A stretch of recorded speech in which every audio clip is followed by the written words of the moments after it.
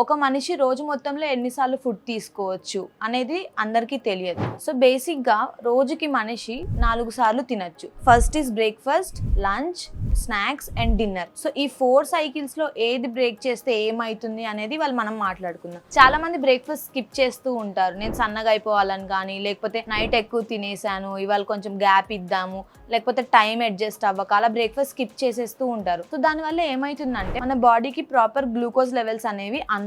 అప్పుడు ఏమైతుందంటే body metabolism అనేది మెల్లమెల్లగా తగ్గిపోవడం జరుగుతుంది.